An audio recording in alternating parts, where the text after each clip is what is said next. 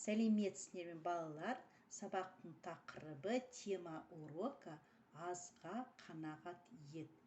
Довольствуйся малым.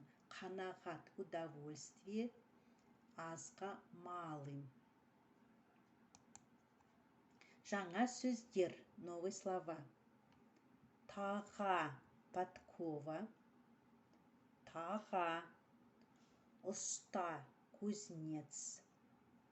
Уста, апару, носить, апармау, не носить. Ма – отрицательный суффикс глагола. Не носить, апармау. Сындырып алған, сломал. Сындырып алған. Сынған, сломанный. Сынған. Пайда, польза, пайда. Сатып алады, купил или купила. Сатып алады. Түседі, падает. Түседі. Көмектесті, помог или помогла. Көмектесті. Тауып алады, нашел. Тауып алады.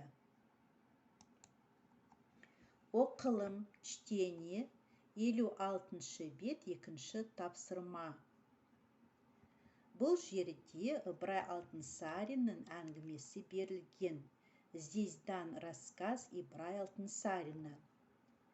Бір адам жолда ескі тағаны көріп.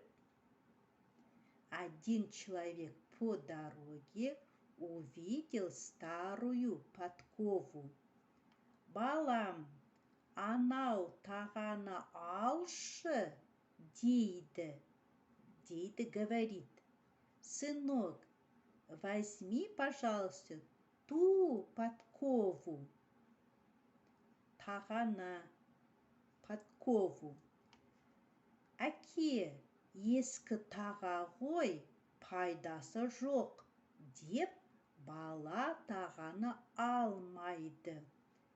Отец, старая подкова же, нет пользы. Сказал, мальчик не взял подкову. Әкесі тағаны өзі алады. Отец сам берет подкову. Әкесі ескі тағаны ұсталарға 3 тиынға сатады. Отец старую подкову продает кузнецам за 3 копейки. Шие сатып алады. Покупает вишню. Әкесінің қолынан бір шие жерге түседі. Из рук отца одна вишня падает на землю. Бала шиені жерден алып жейді. Мальчик берет с земли вишню, ест. Ол жерге түскен шиені 10 рет алып жейді. Он вишню, которая падала на землю, 10 раз берет, ест. Әкесі баласына, отец сыну. Көрдің бе, пайдасы жоқ, деп тағаны алмадың. Отец сыну говорит, видишь ли, нет пользы. Сказал, не взял подкову. Шиені 10 рет алдың. Вишню 10 раз взял. Есінде болсын, аз жұмысты қиынсан, көп жұмысқа тап боласың. Азға қанат ете алмасан, көптен құр қаласың, дейді. дейді, говорит.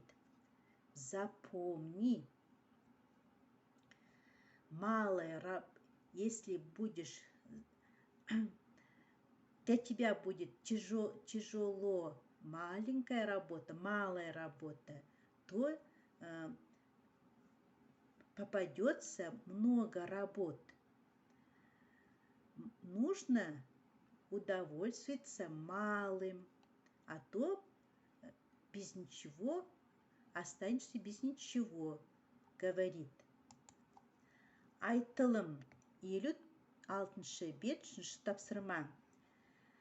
Әкесі жолдан не тауып алды? Отец по дороге что нашел? Әкесі жолдан тауып алды. Отец по дороге нашел подкову, тағаны тауып алды.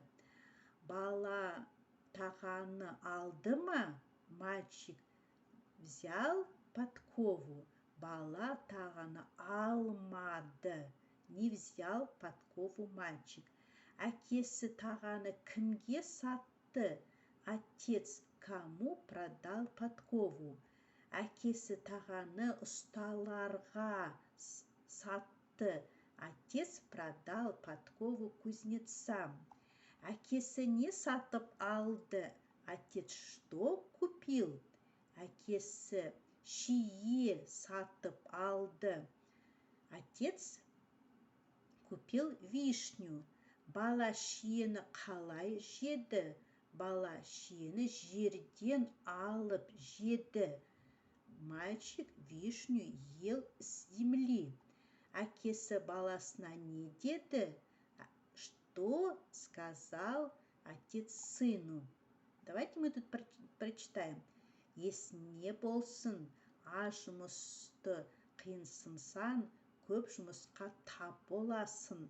Азға қанат ете алмасан, көптен құр қаласың.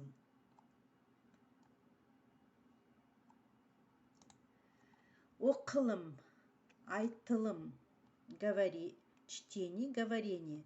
56 бет 4 тапсырма. Ребят, ақпарат – это информация. Дұрыс – правильно, дұрыс емес – неправильно. Значит, вы должны распределить правильно, дұрыс емес – неправильно. Балам, анау тағаны алшы дейді. Сынок, возьми ту подкову. Дұрыс, правильно. Бала тағаны өзі алады. Мальчик сам берет подкову. Дұрыс емес, неправильно. 10 тиынға шие сатып алады. За 10 копеек покупает вишню. Дұрыс емес. Не за 10 копеек, а за 3 копейки купил вишню.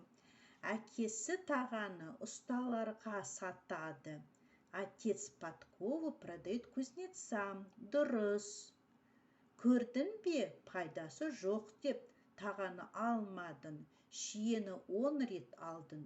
Видишь ли, нет пользы, сказал. Подкову не взял. Шиені 10 рет алдың. Взял 10 раз вишню. Диалогты толықтыру.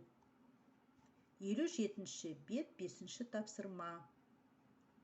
Дополнить диалог. Қадиша анасына көмектесті ме? Қадиша помогала маме? Қадиша анасына көмектеспеді. Қадиша не помогала маме? Ол қуыршақты жинады ма? Она убирала куклу? Ол қуыршақты жинамады. Она не убирала куклу. Бала әкесінің айтқанын тыңдады ма? Послушался мальчик то, что сказал отец. Бала әкесінің айтқанын тыңдамады. Мальчик не послушал то, что сказал отец. Ол жерден не алып жеді? Он с земли что взял ел. Ол жерден шие алып жеді. Он с земли взял ел вишню. Қадишаны анасы не деді? Қадишаның анасы не деді? Мать Қадиши что сказала? Жұмысты ертеңге қалдырма деді. Не оставляй на завтра работу. Баланың әкесі қандай ақыл берді?